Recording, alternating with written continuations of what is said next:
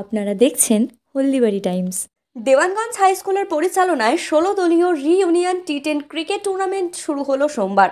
এদিন দেওয়ানগঞ্জ হাই স্কুলের মাঠের উদ্বোধনী খেলায় পরস্পর মুখোমুখি হয় দেওয়ানগঞ্জ হাই স্কুলের সারপ্রাইজিং 2010 ব্যাচ বনাম দেওয়ানগঞ্জ হাই স্কুলের সুপার জায়ান্টস 2015 ব্যাচ। এদিনের খেলার উদ্বোধন করেন দেওয়ানগঞ্জ হাই স্কুলের ভারপ্রাপ্ত প্রধান শিক্ষক কমলকান্তি রায়, পরিচালন কমিটির সভাপতি কুন্তল সেন প্রমুখ। এদিন সারপ্রাইজিং 2010 ব্যাচ টসে জিতে ফিল্ডিং করার সিদ্ধান্ত নেন। সুপার জায়ান্টস 2015 ব্যাচ ব্যাট করতে নেমে 10 ওভারে 7 উইকেট হারিয়ে 113 রান করে।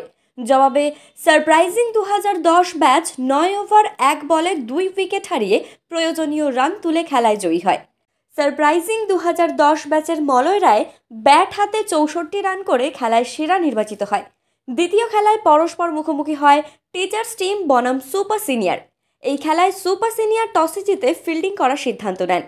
টিচার্স টিম ব্যাট করতে নেমে 10 ওভারে 8 উইকেট হারিয়ে 65 রান করে। জবাবে সুপার সিনিয়র ব্যাট করতে নেমে 7 ওভারে 4 উইকেট হারিয়ে প্রয়োজনীয় রান তুলে খেলায় জয়ী হয়। সুপার সিনিয়র দলের বিপ্লব কুমার রায় 4 উইকেট নিয়ে খেলায় সেরা নির্বাচিত হয়। এদিনের প্রথম কোয়ার্টার সেমিফাইনালে পরস্পর মুখোমুখি হয় সুপার সিনিয়র বনাম দেওয়ানগঞ্জ হাই স্কুলের সারপ্রাইজিং 2010 ব্যাচ। সারপ্রাইজিং 2010 ব্যাচ টসে জিতে ফিল্ডিং করার সিদ্ধান্ত নেন। সুপার সিনিয়র ব্যাট করতে নেমে 10 ওভারে 9 উইকেট হারিয়ে 65 রান করে। জবাবে সারপ্রাইজিং 2010 ব্যাচ ব্যাট করতে নেমে 7 ওভারে 2 উইকেট হারিয়ে প্রয়োজনীয় রান তুলে খেলায় জয়ী হয়।